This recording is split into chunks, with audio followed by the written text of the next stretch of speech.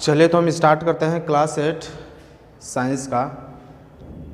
Topic हम पढ़ रहे थे एडवांटेज ऑफ फ्रिक्शन। फ्रिक्शन के क्या एडवांटेज है, इसमें से हम कुछ एडवांटेज देखे थे, अब बाकी के एडवांटेज जो हम यहाँ देख लेते हैं। तो नेक्स्ट जो एडवांटेज है, friction enable us to pick up and hold the things in our hands. तो नेक्स्ट पॉइंट क्या है कि friction enable us to pick up and hold the things, pick up and hold the things in our hand, अपने हाथों में, in our hands। हम अपने हाथ में कोई ऑब्जेक्ट जैसे मार्कर मैंने अपने हाथ में पकड़ा है, क्योंकि इसके बीच क्या होता है, फ्रिक्शन है। अगर फ्रिक्शन नहीं रहेगा तो क्या करेगा, मार्कर मेरे हाथ से स्लिप कर जाएगा। तो कोई भी ऑब्जेक्ट को हम उठा पाते हैं, उठा भी नहीं पाएंगे अगर फ्रिक्शन रहेगा, तो उठा पाते हैं या फिर इसको हम हाथ में पकड़ पाते हैं, वो हमारे फ्रिक्शन के चलते ही होता है। तो ये एक हमारा लाभ होता है फ्रिक्शन का। ठीक, तो कोई भी ऑब्जेक्ट होता है, it is easier to hold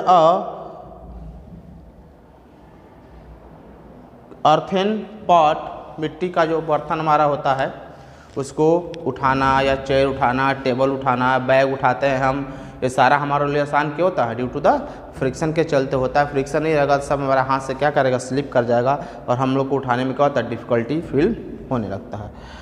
nails can be fix in a wall, कह सकते हैं। दूसरा, जब हम किसी वॉल में कील को धंसाते हैं तो क्या है, चूँकि कील हमारा वॉल के अंदर धंस जाता है तो वो चूँकि फ्रिक्शन का ही पार्ट होता है हमारा, तो नेल कैन फिक्स, कह सकते हैं nails can fix into wall due to friction.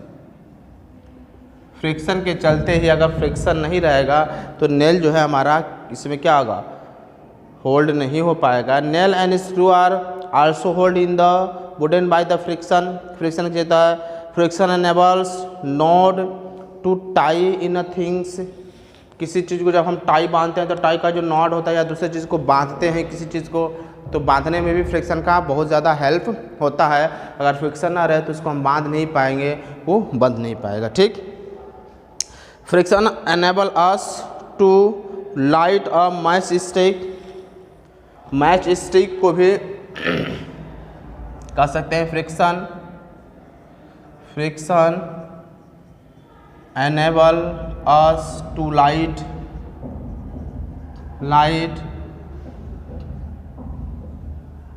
Match sticks. Match जो स्टिक होता है, माचिस की जो तिल्ली होती है, उसको जो है, जब माचिस की तिल्ली को जो है हम उसके सरफेस वैसे करते हैं तो फ्रिक्शन के चलते ही वो जलता है। अगर फ्रिक्शन नहीं रहेगा तो वो जल नहीं पाएगा। तो नेक्स्ट पॉइंट हम लिख सकते हैं friction enable us to light the match stick. एक और पॉइंट देख लेते हैं, friction enable us to cut wood with the saw. Cut wood with a saw, friction के चलते हम कुल्हाड़ी से लकड़ी को काट सकते हैं।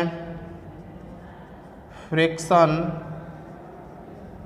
enable us to cut wood with a saw।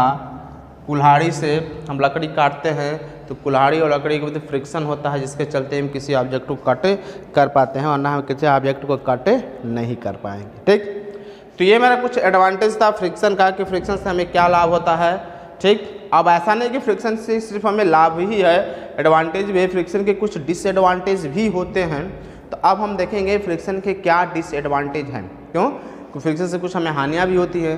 क्या हानियाँ हैं इसके बारे में हम यहाँ पर डिस्कस करेंगे, तो इसको नोट करिए। तो फिर हम देखते हैं फ्रिक्शन से क्या मेरा डिसएडवांटेज है। तो यहाँ पर कुछ हमने डिसएडवांटेज भी राइट कर रखे हैं फ्रिक्शन के, कि फ्रिक्शन के क्या डिसएडवांटेज हैं। तो उसको हम वन बाय वन करके देखते हैं। सबसे फर्स्ट है कि friction wear away the sole of our shoes.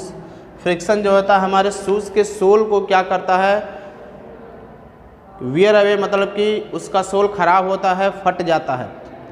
क्या होता है कि जब भी हम अपने शूज़ या स्लीपर को जब हमें पैर में पहन कर जब हम ग्राउंड पर मूव करते हैं तो जो सूल और जो शूज होता है उसके सरफेस और अर्थ के सरफेस के बीच फ्रिक्शन होता है, और उस फ्रिक्शन होने के चलते जो छोटे छोटे पार्टिकल होते हैं शूज के या सूल के फ्रिक्शन कहते हैं उसमें से रिमूव होते जाते हैं, और अल्टीमेटली हमारा जो शूज का सोल होता है धीरे धीरे वीक होता जाता है, वियर एंड टियर टूटता फटता चला जाता है। तो ये मेरा एक हानियाँ है, जिसके चलते अगर फ्रिक्शन ना रहे तो हमारा सोल कभी टूटेगा नहीं और हम बहुत दिन तक उसे पहनेंगे, बट अगर फ्रिक्शन नहीं रहेगा तो हम मूव भी नहीं कर पाएंगे।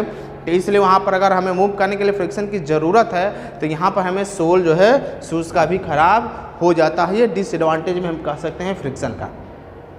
ओके, नेक्स्ट कह रहा है कि tyre of the vehicles wear out due to the friction. आप देखते हैं कि आप अगर एक बार अगर अपने साइकिल से या मोटरसाइकिल से कार में टायर लगा देते हैं तो कुछ समय बाद उसके टायर को हमें चेंज करना पड़ता है, कोई वीक हो जाता है और वो फट जाता है, नया टायर हमें लगवाना पड़ता है।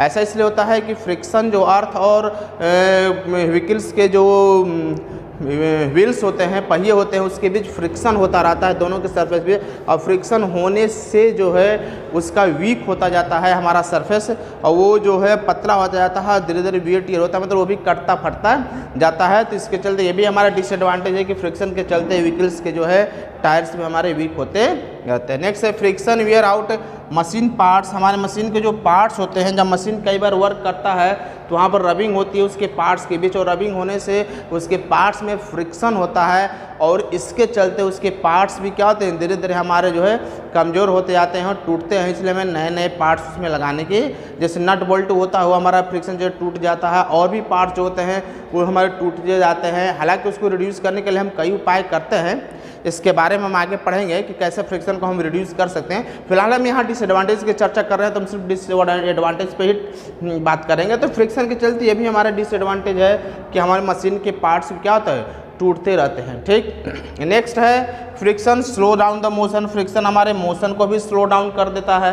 कि आप देखते हो कि अगर एक बार हम पैडल मारते हैं साइकिल का, और पैडल मारना अगर हम बंद कर देते हैं तो साइकिल की स्पीड धीरे धीरे स्लो होती जाती है। इसका मतलब ये स्लो किसके चलते है, फ्रिक्शन के चलते हो रहा है। फ्रिक्शन ना रहे तो साइकिल हमारा एक स्पीड से मोशन करता रहेगा, यूनिफॉर्म स्पीड से मोशन करता रहेगा, बट फ्रिक्शन ही हमारे साइकिल को क्या कहते हैं स्पीड को स्लो करता है, जिससे हमें बार बार जो है पैडलिंग करने की ज़रूरत पड़ती है। तो इस तरह हम कह सकते हैं फ्रिक्शन के चलते जो है हमारे कार का या साइकिल का जो है मोशन भी रिड्यूस होता है, कर सकता है। फ्रिक्शन प्रोड्यूस अ हीट विच में डेंजरस मशीन जब आप देखते हो कि कोई मशीन जब काम करता है चलता है तो काफ़ी देर चलने के बाद मशीन हमारा गर्म हो जाता है, और ये जो गर्म होता है जो हीट प्रोड्यूस होता है वो फ्रिक्शन के चलते ही होता है।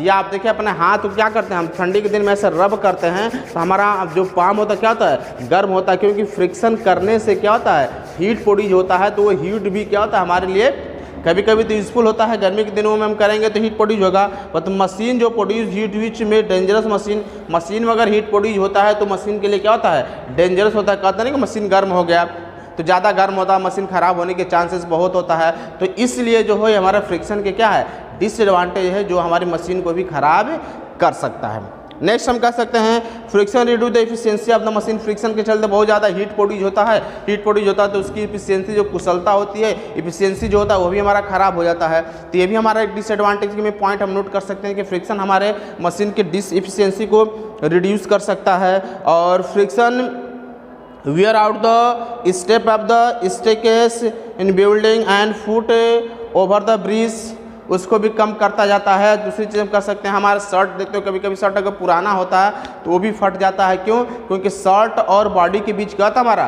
पहनने से फ्रिक्शन होता है, और फ्रिक्शन के चलते शर्ट के जो थ्रेड होते हैं धीरे धीरे वीक होते जाते हैं, और वीक होने से वो क्या होता है फट जाता है। तो यहाँ भी फ्रिक्शन से हमारे डिसएडवांटेज है कि हमारा शर्ट भी क्या होता है फ्रिक्शन से, या वो क्लॉथ जो है हमारा बॉडी और क्लॉथ के बीच फ्रिक्शन होता है इसी से तो वो फट जाता है। तो ये हमारा डिसएडवांटेज। तो कुछ ये पॉइंट्स है एडवांटेज और डिसएडवांटेज का, ठीक ना, ये आप इसे नोट कर लीजिए। फिर नेक्स्ट वीडियो में हम नेक्स्ट टॉपिक के साथ मिलते हैं।